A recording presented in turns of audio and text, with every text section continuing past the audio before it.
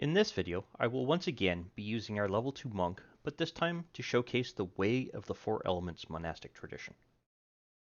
With this tradition, your character will behave more like a combat spellcaster, using your chi or ki to fling spells, not just to deflect arrows. You still obtain your normal class features from the monk, thus increasing your overall combat prowess, while gaining the ability to cast elemental spells of various types through the monastic tradition. A big difference with this tradition, however, versus all of the other monastic traditions that we've gone over thus far, is that you only gain one feature, and you gain that at level 3. However, the feature itself provides additional functionality as you level your character up, compensating you for the loss of those additional features. While no new features are gained through the monastic tradition, you will gain access to more elemental disciplines, as well as more powerful spells at higher levels. Another difference related to this class specialization is that the spells you will be able to cast do not require material components, as your chi, or ki, is providing the energy to be able to cast the spell and not gaining that energy from the component. In this case, you could look at your chi, or ki, as being the equivalent of an arcane focus, except that you use points while you cast these spells, and there are no spell slots really to keep track of. So with that, I'm going to take our monk and level it up to level 3. And I'm going to choose the Way of the Four Elements. I'm then going to open up the Disciple of the Elements feature here, and I'll cover this in greater detail as it, as you can see, does have quite a bit of detail that we need to cover. With the Disciple of the Elements feature, you are unlocking the ability to cast elemental specific spells using your chi or ki points. Initially, you will acquire the Elemental Attunement discipline, but you can select another one that is available for use so that you can start off with a total of 2 disciplines. You will gain access to more elemental disciplines at levels 6, 11, and 17, which I will cover in more detail later on in this video. At the time that you gain new disciplines, you can choose to replace one or more of your existing disciplines with any of the new disciplines now available for use, including those that you had already unlocked earlier. For instance, if you chose Rush of the Gale Spirits at level 3, but decided you did not like that discipline or your needs have changed, you can change it to another discipline at level 6. The only discipline you cannot change is the Elemental Attunement discipline itself, as that is the basis by which you use all of your other disciplines. When you reach level 5, you will gain the ability to use more key points at the time you use a discipline to increase the level that spell is going to be cast at. For example, if you use the Fist of Four Thunders discipline to cast the Thunderwave spell, you can add one additional key point, or chi point, to cast that spell as a level 2 spell rather than the usual level 1. Thus, you'll be increasing the amount of damage you will do with that particular spell. There is a table that shows you how many key points you can use total. This value includes the key points required to cast the spell as well. So if you look here, between levels 5 to 8, you can use a maximum of 3 key points. This means that if you use a discipline that requires 2 chi points or key points to cast, and you are at level 5, you can at a maximum add one more key point to increase that spell level that it is cast at. Over time, you will gain additional increases in the total number of key points that you can use at levels 9, 13, and 17. Additionally, there are some limitations, as some of the elemental disciplines do have level-based restrictions. For example, the Breath of Winter discipline requires you to be level 17, whereas the Clench of the North Wind discipline only requires you to be at level 6. And you will see the level restriction is included in the title of the actual discipline. The first discipline that you will learn is called Elemental Attunement, and that is found a little bit further down the description page here. However, the feature itself provides additional functionality as you level your character up, compensating you for the loss of those additional features. It is the equivalence of a spellcaster gaining the means to cast cantrips, and in this case, this is the only elemental discipline that does not require you to use key points. However, the effects are pretty much harmless, as you can only really do minor things, as per the 4 options listed within the description of the discipline. For instance, you can use this discipline to snuff out a candle, a small fire, or even a torch. Additionally, anything that you choose to affect with the Elemental Attunement discipline has to be within 30 feet and you have to be able to see it. In addition to the Elemental Attunement discipline that you learn at level 3, there are 7 disciplines you can choose from, and they are as follows: Fangs of the Fire Snake, Fist of the Four Thunders, Fist of Unbroken Air, Rush of the Gale Spirits, Shape of the Flowing River, Sweeping Cinder Strike, and Water Whip. In relation to the Fangs of the Fire Snake discipline, you're changing how your unarmed strike is going to do damage. During your attack, you can spend 1 key point to cause flames to burst forth from your hands and feet, increasing your melee range to 10 feet for the purposes of this attack and for the remaining duration of the turn.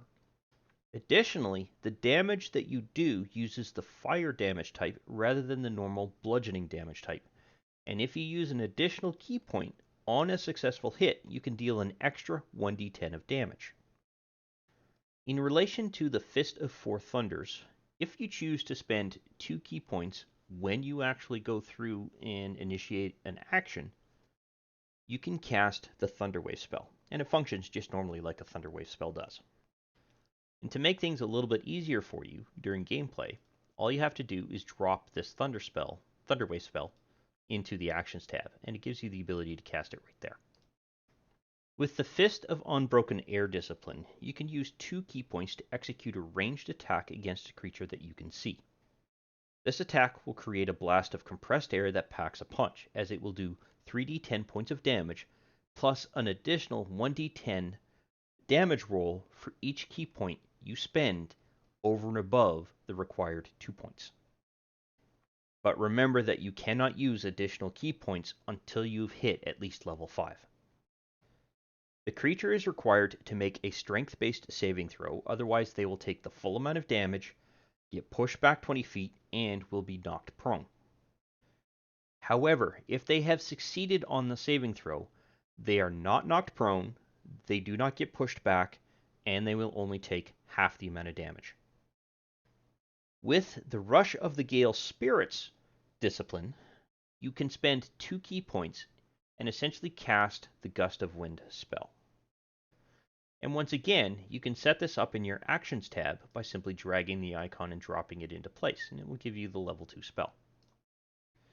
With the Shape of the Flowing River discipline, you are essentially gaining a utility discipline that allows you to leverage some control over ice or water. You can affect an area that is no larger than 30 feet across and approximately 15 feet wide, but it can be up to 120 feet away from you. In addition, this discipline allows you to convert water to ice or ice to water and manipulate it within that area of your reach. For example, you could create a temporary ice bridge over a deep but not overly wide river and maintain that bridge while your entire party crosses, yet strategically let it drop when your enemies are about halfway across. However, you can't shape the ice so that it traps a creature within the ice itself. So, for instance, a creature that is swimming in a river, you can't necessarily seal that river solid with their neck stuck in the ice, thereby choking them out. But that does not mean you can't drop the ice out from under that enemy as they cross the river, and once they go under the water, reform the ice to prevent them from resurfacing in that area, still making it highly useful nonetheless. With the Sweeping Cinder Strike discipline, you are essentially gaining the ability to cast the Burning Hand spell by expending 2 key points. And again, this is another spell that you can simply drag and drop into your Actions tab to make it a little easier for you to use. The final discipline you can learn at level 3 is called Water Whip. It functions similar to the Fist of Unbroken Air discipline, but uses water instead of air. Your target, who has to be within 30 feet of you and visible to you, must make a dexterity saving throw in order to resist the effects of Water Whip. If they fail, they will suffer 3d10 bludgeoning damage as a base, plus an additional 1d10 points of damage for any additional key points you spend over the required 2 points you need to use. Unlike the Fist of Broken Air, however, the Water Whip provides a choice as to if you knock a creature prone or pull the creature up to 25 feet closer to you. If, however, they succeed on their saving throw, they only take half the amount of damage and can't be knocked prone or pulled towards you. The only problem about these spells that we've added to our Actions tab is that you will not see them when you're in a combat situation. So if you switch your mode to combat and set this as Actions, because you don't have any spell slots here, they aren't going to show up. So don't freak out. They're still there. You just have to actually use them while you're in either the preparation or the standard screen, not in the combat mode. As you can see, they kind of disappear in return. Even if you go through and prepare them like I've done here, they will not show up. And I actually have to fix the total number of key points here that we have. There. So you'll want to keep that in mind when it comes to the spells that we're adding here conveniently.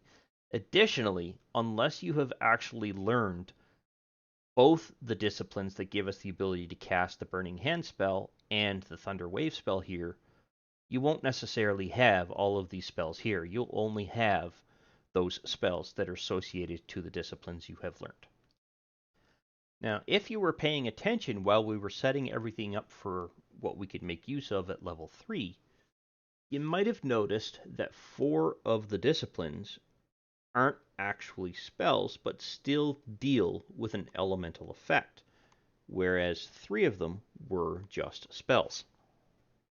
Fangs of the Fire Snake, Fist of Unbroken Air, Shape of Flowing River, and Water Whip all manipulate an element, whereas Fist of the Four Thunders, Rush of the Gale Spirits, and Sweeping Cinder Strike simply execute a spellcast.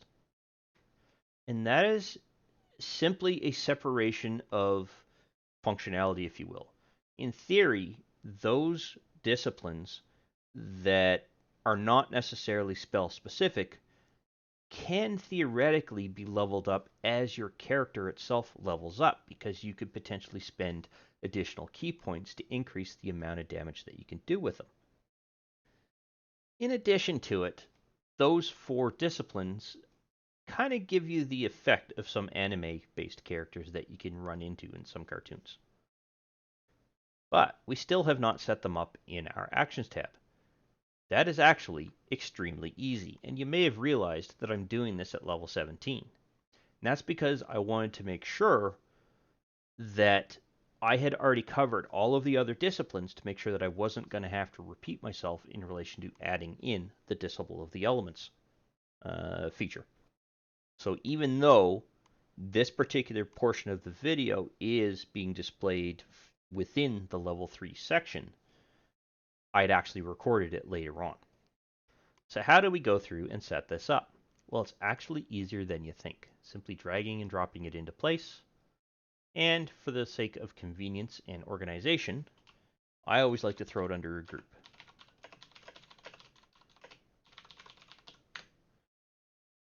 That way you can actually properly minimize or maximize things in order to be able to get at the stuff. Now, all of the effects and die rolls that each of those 4 disciplines execute are already here. We don't really have to touch a thing, with one minor exception. This saving throw is not exactly correct, so you're going to want to go through and make sure that you open that particular saving throw up just to make sure that it pops the correct number into place there. Additionally, that saving throw is in fact still incorrect, and the reason being is that all of your key-based features or spells, or whatever you want to call them, make use of a wisdom modifier in relation to the saving throw that you're going to trigger someone to make. That means even though the type has to be a strength check here, the actual base value is incorrect, but it says here group DC+. Well, you can actually simplify this by making sure that you modify the entirety of the power group itself rather than simply this ability, and you'll see why in a few minutes. So all I'm going to do is I'm going to set this up to be a wisdom save plus my proficiency bonus plus the base of 8. And you'll see that it has corrected to the correct value at 17, even though this character is now level 17, that is actually increased a bit. It'll be lower if you do this earlier on. It should be around a 14, although it will depend entirely on your stats. Now, the reason why I had us modify the group is that there is actually a saving throw here that is missing. If you recall, Water Whip triggers a dexterity-based saving throw, not a strength-based saving throw. So we need to actually set something up for that particular purpose. So I'm going to go in and I'm going to add a new cast. And that'll show up down here at the bottom. And I'm going to modify this to be a dexterity-based saving throw. And it's going to use the group DC, which means it's going to set the die roll to be the correct value that we want it to be. And we also need to make sure that we set up the half on success saving portion of it here, because it does only take half damage if they succeed on their saving throw. And that sets everything up that we need in order for Disciple of the Elements. Everything is now configured for use. But you might also notice that there is some duplication of some of the things here. That is perfectly fine. That doesn't really matter in any way, shape, or form. All you need to do is simply go through and select the correct type of damage. Now, theoretically, we don't need 2 prones, so I could potentially remove that particular action from that particular list. Additionally, we don't need 3d10 double rolls here. We can get rid of the second one. And finally, we can get rid of this double effect, because there are 2 types doing the same type of damage here, or 2 disciplines, if you will, doing the same type of damage. There's something else that I would like to point out here, and I'm going to show you how to use this in a particular combat scenario. Specifically, what is this particular effect setting up for us? Well, what that is doing is it is showing us what we can do when we make use of additional key points. So if you recall, at level 5 and higher, you can use additional key points to increase the amount of damage that these things can actually do. But how does that actually work? Well, what you'll be doing is in a combat scenario, you'll be making a decision at the time of attack. So I'm going to set up the Way of the Elements character as being the one that has the action here.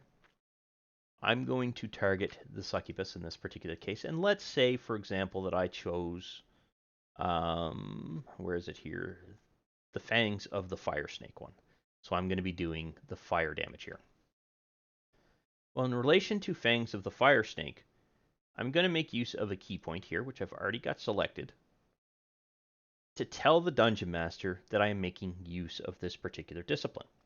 Now, what that does is that allows me to modify my existing damage roll that I'm going to be doing through the martial arts table here. So if you recall, we set something up for that. And right now, let's say that I'm still at level 3, even though this character is at level 17. I actually have this martial arts feature already set aside here. The problem is it's still doing a bludgeoning damage type. Well, rather than modify the bludgeoning damage type here, what I'm going to do is I'm going to set up a damage roll here that allows me to do the fire damage roll that I want to do. So I'm going to add another action, and it's going to be a damage roll. I'm going to modify that, add a new die roll here to that, and say that it is that plus my dexterity. And I don't think there wasn't any additional bonus there. And it's going to be fire. This way, I don't have to leave the details of this particular action to make use of my martial arts skill in relation to a modified version of that martial arts skill, specifically when I use Fangs of the Fire Snake. You'll notice, though, that there is no attack roll here. Well, that's because it's still up here. So I'm going to very quickly just scroll up here, roll my attack. That must be prone. Yes, it's prone. So I've got an advantage roll here, which allowed me to hit. Bonus. Well, now I can roll my 1d4 of damage here. Now, where did it go? There it is. Okay, done. Perfect. Now, what happens if I had chosen, for instance, let's say I'm now level 9. I now have the ability to add 2 additional key points or more if I really wanted to this particular die roll. Well, what I could do, let's say I chose to do 2 key points. I can add this damage 1d10 fire effect twice to my character, and what you should see is double the amount of damage rolls. So I'm now going to roll this again, and you will see that it rolled 2 additional d10 of damage dice to represent that I rolled, or used rather, 2 key points. And you'll notice that both of them went away. Excellent. That's working the way that we want it to. Well, the same thing can be said for the 1d10 bludgeoning damage if I'm deciding to use, for example, Fist of the Unbroken Air here. So with Fist of the Unbroken Air, I do, by default, 3d10 bludgeoning damage. But I can use 1d10 of additional damage by spending 2 additional key points, or 1 additional key point per 1d10 of dice. And you'll state here, or note here, that it says for each additional key point you spend. Well, remember, you unlock that ability at level 5. So, with level 9, I'm going to do the 2 key points that I used here. So I'm going to roll the 3d10 of bludgeoning damage, but I'm going to, before I do that roll, add the effect twice here. Because I'm using 2 key points, that means I need to add the effect twice.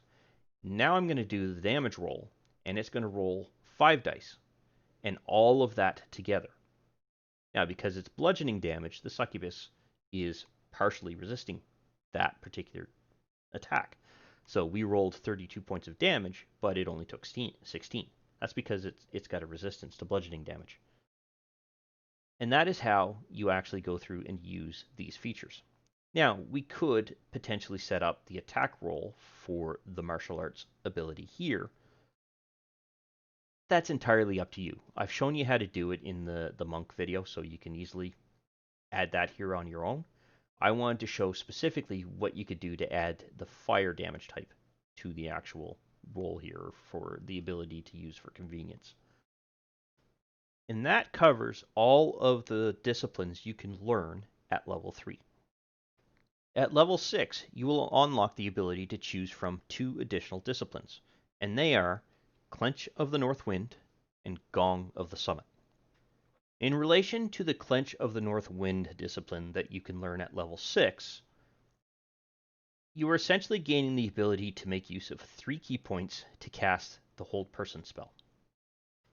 Now, as shown previously, we can simply drop this into our Actions tab to be able to give us the ability to cast Hold Person. And it will just sit there and wait for us to use, but if you recall, it will not show up regardless of whether we prepare it or not, because we are not, quote-unquote, a spell caster. With the Gong of the Summit discipline that you can learn at level 6, you are gaining the ability to spend 3 key points and cast the Shatter spell. In addition to that, you can drag that Shatter spell into your Actions tab to be able to actually make use of it here. And as you can see, it does up to 3d8 thunder damage, and the target is required to make a Constitution saving throw. And that covers everything that we need to go over in relation to level 6. At level 11, 3 additional disciplines are now available for you to choose from. They are Flames of the Phoenix, Mist Stance, and Ride the Wind. In relation to Flames of the Phoenix, you are now gaining the ability to use 4 key points to be able to cast the Fireball spell. I just can't seem to picture a monk flinging a fireball in my mind. I don't know why. But essentially, all you have to do to make use of it is add it to your Actions tab. With the Mist Stance discipline, you are now gaining the ability to make use of 4 key points and cast Gaseous Form. And much like we have done previously, you can simply drag it into your Actions tab to be able to add it to the list of spells that you can use. For the Ride of the Wind discipline, you are now able to use 4 key points and gain the ability to cast the Fly spell. This includes all of the restrictions of the Fly spell in such that if you end your turn and your spell runs out and you are in the air, you will fall. and you will fall and potentially take damage as a result of that. But again, all we have to do is drag and drop it into our Actions tab to be able to show that it is there and that we have the fly effect that we can now add to our character. And that covers everything that we need to go over for level 11. And finally, at level 17, you will be able to choose from the following 4 new disciplines: Breath of Winter, Eternal Mountain Defense, River of Hungry Flame, and Wave of Rolling Earth.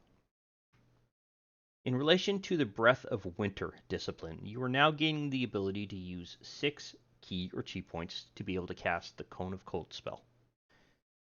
And once again, to set this up, all we have to do is just drag and drop it into our Actions tab.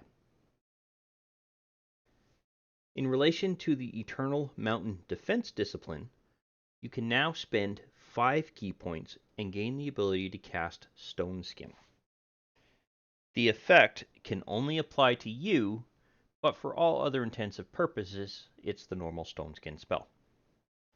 And as previously described, we simply just drag it into our Actions tab and it will be available for use, provided you have chosen this discipline as one that you wish to use. For the River of Hungry Flame discipline, you can now use 5 ki points and gain the ability to cast Wall of Fire. And again, all you have to do is drag and drop that spell into your Actions tab to make it available for use.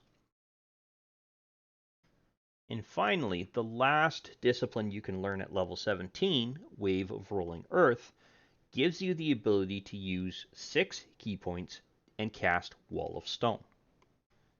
And much like our previous disciplines that we have gone over that are just specific to casting a spell, you just simply drag and drop that into your Actions tab to make it available. Now you will notice that level 5 spells use 6 ki points, whereas the level 4 related spells are using 5 ki points. So with that, we have now covered everything that is used to set up the Way of the 4 Elements class specialization.